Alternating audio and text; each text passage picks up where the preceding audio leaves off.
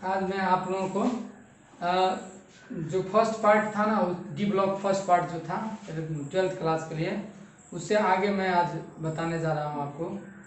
तो इसमें जो सबसे पहला है आपको पढ़ना जो एटॉमिक रेडियस के बारे में, उसमें हम पढ़ा चुके हैं आपको डी ब्लॉक के बारे में। डी ब्लॉक का वर्गीकरण भी मैं किया था, वहाँ पे क्लासिफिकेशन किए थे। तो इस तरह से वो पीछे हम कर चुके हैं सब कुछ। उससे आगे ये है, पीछे वाला देखने के लिए आप पार्ट 1 वीडियो देखिए, इससे आगे ही है। तो डी ब्लॉक एलिमेंट्स का जो है आपको सबसे पहला जो पढ़ना है एटॉमिक रेडी के बारे में। तो एटॉमिक रेडी के बारे में हम लोग को पढ़ना है। तो एटॉमिक रेडी देखिए, डी ब्लॉक एलिमेंट्स का जो एटॉमिक रेडी होता है ना, वो क्या होता है। तो एटॉमिक रेडी, यहाँ पे एटॉमिक रेडी का माने आप लोग जानते ही होंगे, जो एटम का जो रेडी होता है। एटम जैसे ये एटम है, इसका ही हम लोग क्या करते हैं, यहाँ से यहाँ तक की दूरी निकालते हैं। लेकिन इसमें इस तरह से नहीं निकालते हैं कि एटम से नहीं निकाला जाता है, उसमें नहीं, क्या कहते हैं, जिससे ये अभिक्रिया करता है ना, उसके एटम के रिस्पेक्ट में निकाला जाता है।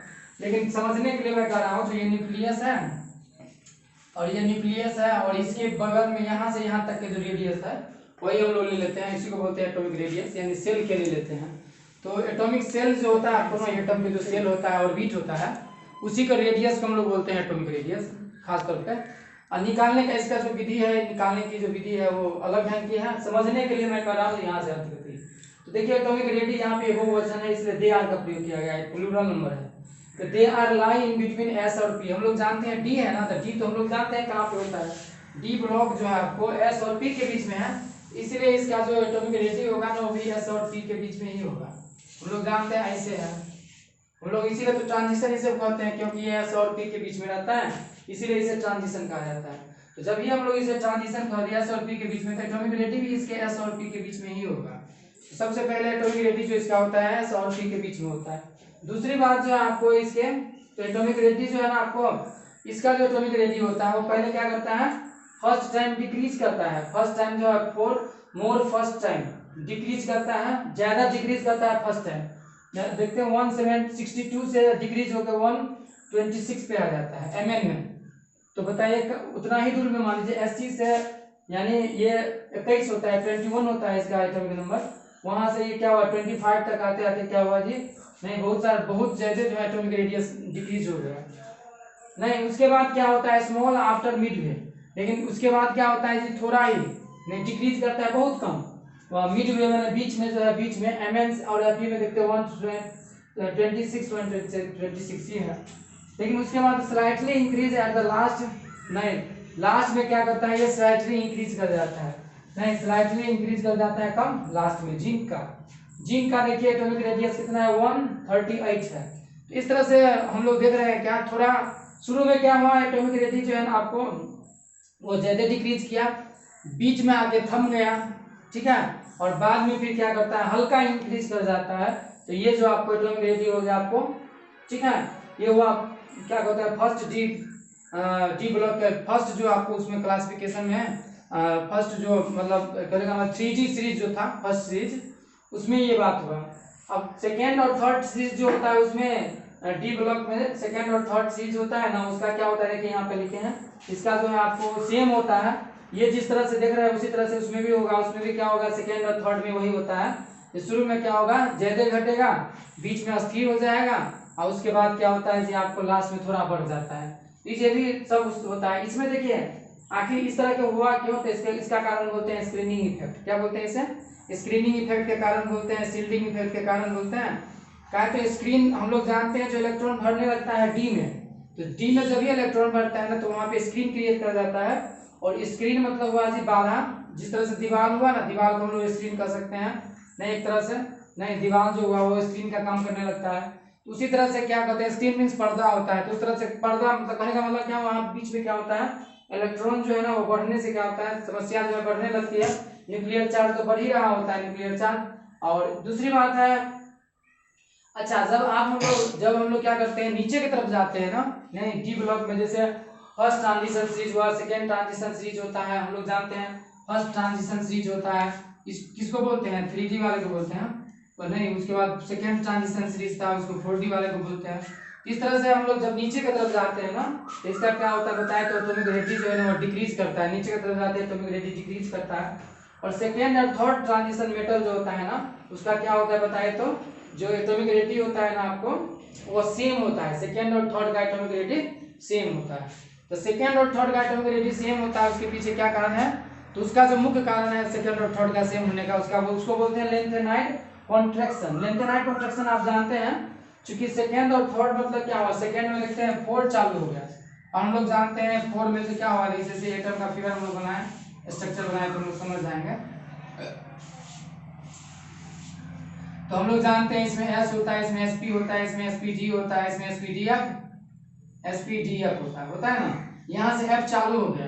अब जब ये F चालू हो गया तो F में इलेक्ट्रॉन भरना चालू हो जाएगा। जब ये F में इलेक्ट्रॉन भरेगा तो देखिए F जो है यहाँ पे इलेक्ट्रॉन भरना चालू हो गया। मान लीजिए इसके बाद 4F में यदि इलेक्ट्रॉन भरते हैं हम लोग, तो 4F में इलेक्ट्रॉन का भरने का मतलब क्या हुआ, जो इलेक्ट्रॉन जो आपको 4F में इलेक्ट्रॉन तब भरेंगे हम लोग जब यहाँ पे क्या होगा, तो बताए तो 4D में इलेक्ट्रॉन भरेंगे। 4D में भी थोड़ा इलेक्ट्रॉन भर के 5S में भी इलेक्ट्रॉन थोड़ा हम लोग भर लेंगे, तब जाके इसमें भरते हैं। तो स्वाभाविक है यहाँ पे स्क्रीन जो है ना आपको ज्यादा, इसमें F में इलेक्ट्रॉन आप बढ़ाते जा रहे हैं, तो जब ये F में इलेक्ट्रॉन बढ़ते जाएगा तो सोचिए क्या होगा, यहाँ पे प्लस चार्ज है, ये अपने तरफ खींचते जाएगा, कॉन्ट्रैक्शन होते जाएगा। तो F में इलेक्ट्रॉन भरने से इसमें कॉन्ट्रैक्शन होता है, जिस कारण से क्या होता है जी आपको, इसको बोलते हैं लेंथेनाइड कॉन्ट्रैक्शन। इससे जो हम लोग बोलते हैं, क्योंकि यहाँ से लेंथेनाइड ग्रुप जो है ना आपको चालू हो जाता है, तो लेंथेनाइड प्रभाव हम लोग बोलते हैं। जो ये लेंथेनाइड सिकुड़न जो है ना, इसको बोलते हैं क्या, लेंथेनाइड सिकुड़न। इसका कारण हम लोग कह देंगे न्यूक्लियर चार्ज में वृद्धि कह देंगे। तो न्यूक्लियर चार्ज बढ़ने से ऐसी बात होती है, न्यूक्लियर चार्ज बढ़ जाता है। यहाँ पे F में इलेक्ट्रॉन बढ़ता है, यहाँ पे न्यूक्लियर चार्ज बढ़ने से क्या होता है, खिंचाव ज्यादा होने लगता है, जिससे क्या होता है, सिकुड़ने लगता है। इसी को बोलते हैं लेंथेनाइड कॉन्ट्रैक्शन। ठीक है, तो इस तरह से क्या हुआ जी आपको, लेंथेनाइड कॉन्ट्रैक्शन के कारण क्या होता है, सेकेंड और थर्ड ट्रांजिशन मेटल जो है आपको ना, वो क्या होता है जी आपको, उसका जो है एटॉमिक एनर्जी वो सेम होता है।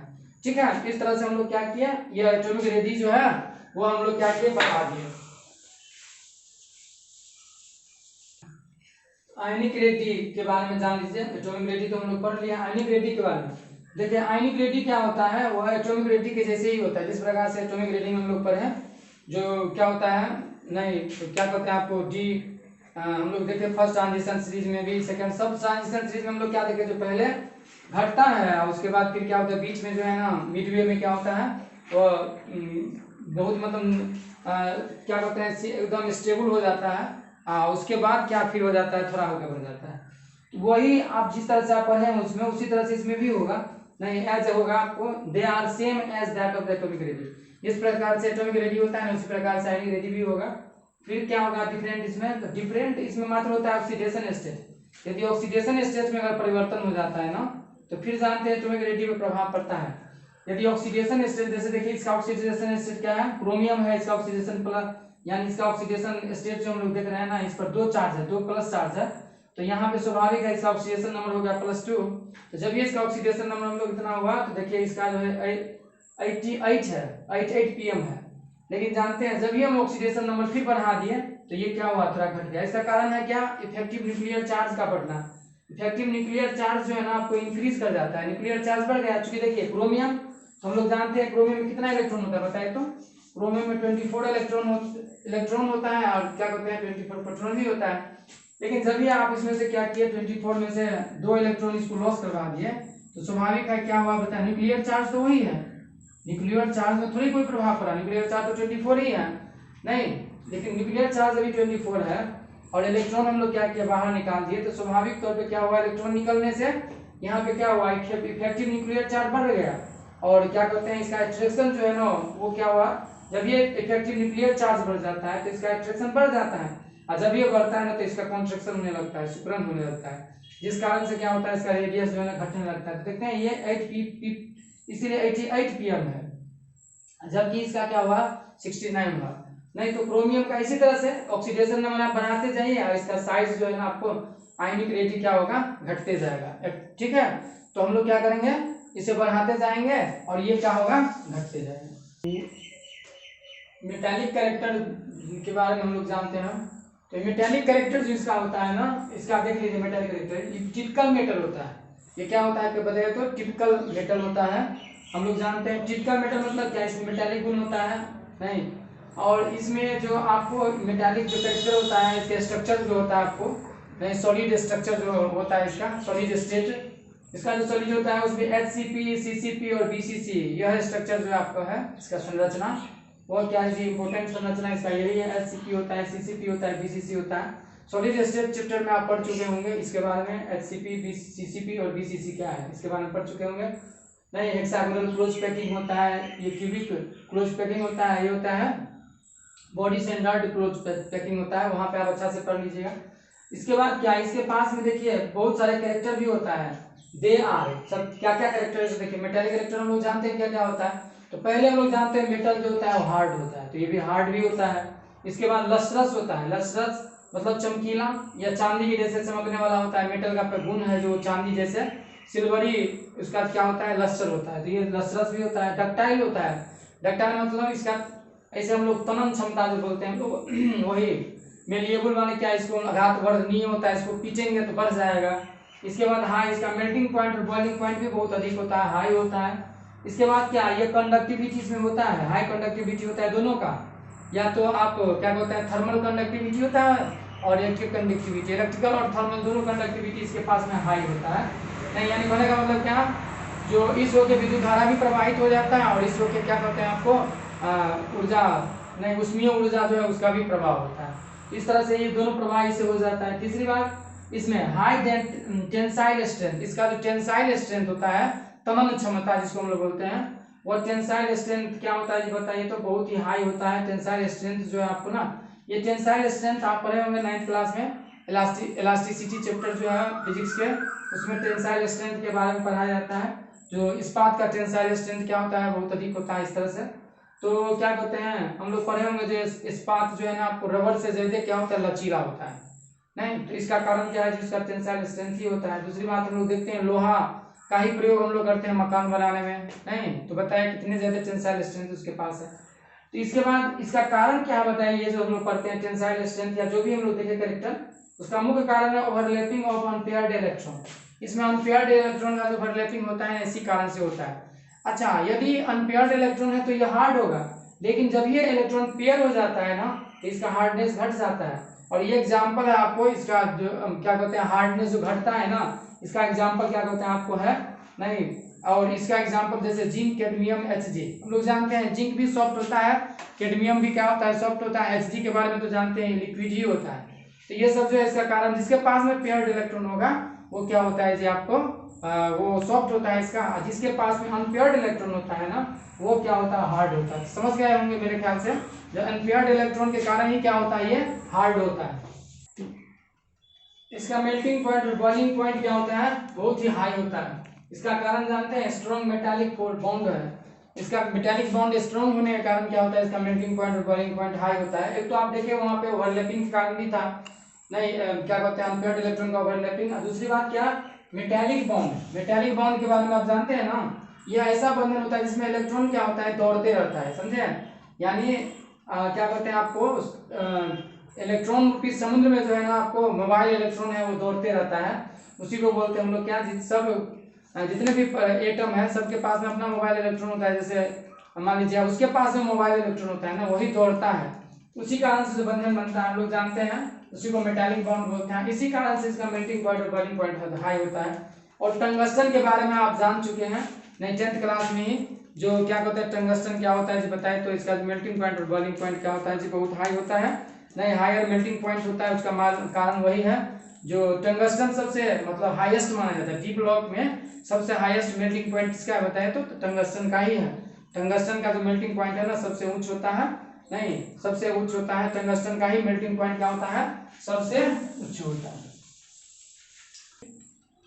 तो डेंसिटी जो है आपको वो ट्रांजिशन एलिमेंट का जो डेंसिटी होता है ना, डेंसिटी क्या होता है जी बताए तो हम लोग जानते हैं। जो एटॉमिक रेडी क्या होता है बताए तो हम लोग पढ़े शुरू में ही, जो एटॉमिक रेडी पहले क्या होता है, एटॉमिक रेडी जो होता है ना वो पहले क्या होता है डिक्रीज करता है, फिर मिडवे में क्या हो जाता है बताए तो, नहीं Fe का और Mn का हम लोग पढ़े थे, इसका क्या था बताए तो मिडवे में जो है इसका स्मॉल मतलब स्टेबल हो गया था, और इसके बाद क्या हुआ था, इसके बाद फिर डिक्रीज किया था, लेकिन लास्ट में क्या हुआ था इंक्रीज कर गया था। हम लोग जहाँ देखे थे Zn का थोड़ा बढ़ा हुआ था, तो Sc से चालू हुआ, Sc से जो है ना घटने लगा, यहाँ से डिक्रीज करते करते यहाँ पे आके क्या हुआ स्थिर हो जाता है, स्टेबल हो जाता है, स्लाइटली जो है ना हल्का, बहुत स्लाइटली आपको क्या होता है जी, यहाँ पे यहाँ से और फिर यहाँ से डिक्रीज करते यहाँ तक आता है, इसके बाद फिर स्लाइटली डिक्रीज करता है, फिर लास्ट में आके इंक्रीज कर जाता है।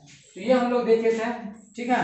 तो इस तरह से क्या हुआ, लेकिन इसमें जब ये होने का मतलब ये हुआ एटॉमिक एनर्जी क्या होता है, हम लोग टोटली कर सकते हैं, समेशन में कर सकते हैं, क्या जो है डिक्रीज करता है। जब ये एटॉमिक एनर्जी क्या होता है, डिक्रीज करता है लेफ्ट टू राइट, इसका माने क्या हुआ, एटॉमिक एनर्जी जब ये डिक्रीज करेगा तो रेडियस डिक्रीज करने से क्या होगा बताइए, जैसे रेडियस पर एटम इतने बड़ा है मान लीजिए, इसका रेडियस डिक्रीज हो जाएगा तो एटम क्या हो जाएगा, थोड़ा छोटा हो जाएगा।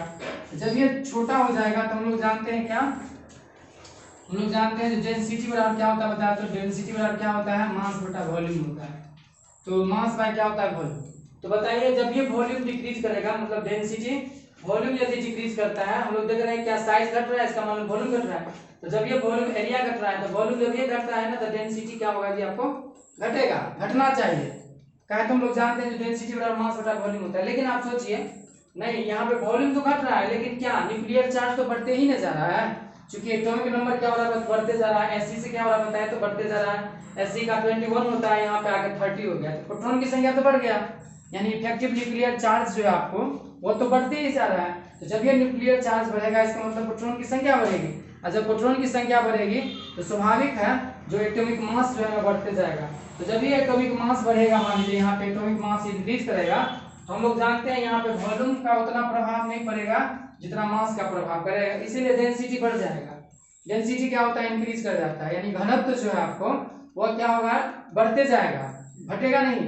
क्यों नहीं घटेगा बताइए, फिर से सोचिए। डेंसिटी इसमें हम लोग देख रहे हैं कि आज एटॉमिक एनर्जी जो है घट रहा है, एटॉमिक एनर्जी घट रहा है तो साइज घट रहा है, ठीक है। वॉल्यूम घट रहा है, साइज घट रहा है, मतलब क्या, एरिया घट रहा है, वॉल्यूम घट रहा है, लेकिन उसका मास तो बढ़ते जा रहा है। हम लोग जानते हैं ना 21 है तो प्रोटॉन की संख्या भी 21 है, और 30 है जिंक का, तो प्रोटॉन की संख्या भी 30 है।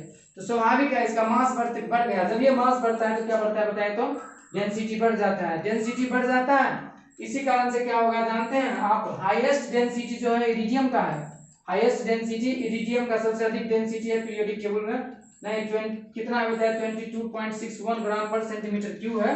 और सबसे कम जो डेंसिटी है, लोएस्ट डेंसिटी है उसका स्कैंडियम का है, और 3.43 ग्राम पर सेंटीमीटर क्यूब है। तो इसका कारण आप समझ गए ना, डेंसिटी क्यों बढ़ता है बताइए। तो इसका जवाब आप दीजिएगा, क्योंकि एटॉमिक मास क्या होता है जी, बढ़ता है। कह देंगे न्यूक्लियर चार्ज, एटॉमिक मास बढ़ता है इसलिए न्यूक्लियर चार्ज बढ़ता है। न्यूक्लियर चार्ज मतलब प्रोटॉन की संख्या बढ़ता है, और जब ये प्रोटॉन की संख्या बढ़ता है तो स्वाभाविक है डेंसिटी क्या होता है, मास बढ़ता है। देखते हैं यहाँ पे मास इसके साथ हम लोग देख रहे हैं डी का संबंध m के साथ भी है ना, तो डी समानुपाती m हो जाता है, यानी मास बढ़ने से डेंसिटी भी बढ़ता है। इसी कारण से क्या होता है जी, आपको डेंसिटी बढ़ते जाते हैं। और जान लीजिए सबसे ज्यादा डेंसिटी किसका है, इरिडियम का है, सबसे कम डेंसिटी होता है स्कैंडियम का। इरिडियम का प्रयोग जो है ना, डेंसिटी इसका अधिक होता है, बहुत अधिक होता है, सबसे अधिक है, इसीलिए इसका प्रयोग किया जाता है। आपको क्या कहते हैं, आपको डिवाइस बनाने में क्या आता है, मेजरमेंट डिवाइस जो हम लोग बनाते हैं इसी का है। प्लेटिनियम इरिडियम का मेजरमेंट डिवाइस जो है ना, हम लोग फिजिकल क्वांटिटी में पढ़े होंगे, जो जैसे मीटर होता है, नहीं केजी होता है, ये सब इसी का बनता है। इस पर टेम्परेचर का भी प्रभाव इतना नहीं पड़ता है, इसलिए क्या होता है जी, आपको ये जो है आपको डेंसिटी तक हो गया क्या। इसके बाद जो है आपको आई के बारे में देखिए, जान लीजिए। आयनाइजेशन इनथैल्पी जो होता है ना, वो क्या होता है, they are higher than S and lesser than P. S जो है ना उससे क्या होता है, हायर होता है, बट क्या होता है बताए, तो पी से लेसर होता है। दूसरी बात देखिए, ये लेफ्ट टू राइट क्या करता है, इंक्रीज करता है। हम लोग तो तभी ये पढ़े हैं, जो क्या होता है, साइज घटता है। जब ये साइज घटेगा मान लीजिए तो आई का मान क्या होता है, बढ़ता है। तो स्वाभाविक है लेफ्ट टू राइट इसीलिए इंक्रीज करता है, क्योंकि इसका कारण हम लोग जानते हैं, यही स्क्रीनिंग इफेक्ट होता है। पेनल्टीमेट सेल का जो होता है, पेनल्टीमेट सेल मतलब है n-1 को बोलते हैं, डी सेल को पेनल्टीमेट सेल बोलते हैं। यानी कहने का मतलब क्या, लास्ट वाला जैसे हुआ उसमें ना इलेक्ट्रॉन भर के यदि पहले लगे, पहले भरे तो उसको पेनल्टीमेट सेल में भरना कहते हैं, समझे। तो screening effect of penultimate shell मतलब डी सेल के स्क्रीनिंग इफेक्ट के कारण होता है। इस सब का देखते हैं, Zn का, Cd का और Hg का जो है ना, आपको आई क्या होता है, ये हाई होता है। तो हम लोग जानते हैं Zn में, Cd या Hg में क्या होता है, इसका ऑर्बिटल जो है पूरे का पूरे भरा होता है, इसमें से इलेक्ट्रॉन निकालना जो है थोड़ा मुश्किल काम है। देखते हैं इसको फुली फिल्ड और क्या कहते हैं, आपको कॉन्फ़िगरेशन होता है इसका, N1D10 और NS2 होता है, इसीलिए इसमें से इलेक्ट्रॉन। अब देखिए यदि आप सेकेंड आई और थर्ड आई के बारे में सोचें, तो सेकेंड आई और थर्ड आई के बारे में सोचो, तो इसमें जो है ना आप एटम पे डिपेंड करता है। जैसे देखिए क्रोमियम है, मान लीजिए क्रोमियम में से एक इलेक्ट्रॉन अगर हम लोग निकालते हैं, तो एक इलेक्ट्रॉन निकाले मान लीजिए क्रोमियम में से, तो हम लोग जानते हैं क्रोमियम 24 होता है, इसके सब में एक एक इलेक्ट्रॉन है इससे, और एस में भी एक इलेक्ट्रॉन है।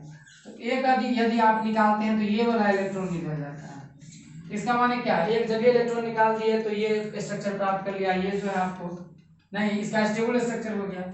तो यह जो है आपको ना एक इलेक्ट्रॉन आप दे दिए, बहुत अच्छी बात है, एक इलेक्ट्रॉन क्रोमियम दे देगा। लेकिन जब भी आप इससे अगर चाहते हैं एक और इलेक्ट्रॉन हम इसमें से निकालें, नहीं चाहते हैं एक और इलेक्ट्रॉन हम निकालें, तो अब जो है ना आपको मुश्किल बढ़ने लगेगी।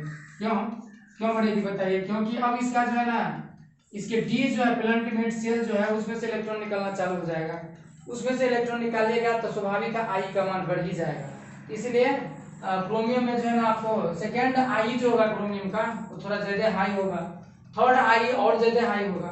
उसी तरह से मैग्नीज के बारे में हम लोग सोचे तो मैग्नीज का कितना होता है बताइए? मैग्नीज का 25 होता है, Mn क्या होता है 25। तो जब ये 25 है तो हम लोग समझ गए, तो इसके NS में 2 इलेक्ट्रॉन है और इसके जो क्या कहते हैं डी है, इस डी में क्या बताइए? तो इस डी में जो है ना इलेक्ट्रॉन एक इलेक्ट्रॉन भरा हुआ है इसके। अब हम लोग इसमें से मान लीजिए Mn में से निकाल लें, तो Mn का में से 2 इलेक्ट्रॉन निकालेंगे तो ठीक है, ये Mn जो है ना अपना स्टेबिलिटी प्राप्त कर लेगा, इसका स्टेबल कॉन्फ़िगरेशन जो है आपको, यह इसका जो डी ऑर्बिटल है सब में एक इलेक्ट्रॉन है। तो ये हुंड के नियम आधार पे, नियम जो था हुंड के नियम, full completely filled and half filled orbital are more stable, तो वही जो है ना ये तो स्टेबल है। लेकिन जब भी आप इसमें से फिर इलेक्ट्रॉन निकालना चालू कर दीजिए, Mn के बाद हम लोग चाहते हैं और इलेक्ट्रॉन निकालें, Mn प्लस प्लस में से चाहते हैं, तो फिर अब ये मुश्किल बढ़ाने वाला, तब हाई होने लगता है। तो इस तरह से हम लोग देखेंगे जिसके पास में इलेक्ट्रॉन नहीं क्या कहते हैं क्या कहते हैं आपको, इसका डी भरा हुआ है उसमें से, जैसे लोहा है, Fe के लिए क्या होगा तो जानते हैं? Fe के लिए आपको Fe में से आप 3 इलेक्ट्रॉन निकाले तो अच्छी बात है। क्या है इसमें क्या बताइए? इसका जो P है इसमें ये तो भरा हुआ है, साथ ही इसमें क्या होता है एक जोड़ा लग जाता है, डी में एक जोड़ा लगा जाता है, 2 उधर, तो 3 इलेक्ट्रॉन निकाल लेते हैं तो पर भी इसमें स्टेबिलिटी रहता ही है।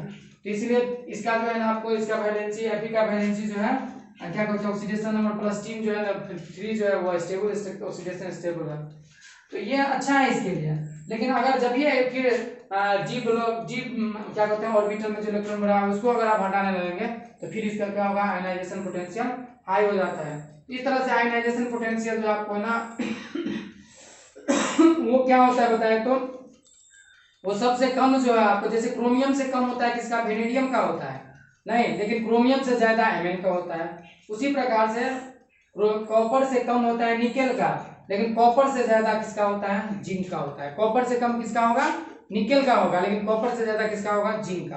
क्रोमियम से कम होगा किसका, वेनेडियम का, लेकिन क्रोमियम से ज्यादा किसका होगा बताएं तो क्रोमियम, गलती कर दिया हम, क्रोमियम जो होगा उसका क्या कहते हैं आई का मान वेनेडियम से ज्यादा होगा, लेकिन Mn से क्या होगा, Mn जो है क्रोमियम का वेनेडियम से ज्यादा होगा और Mn से भी ज्यादा होगा।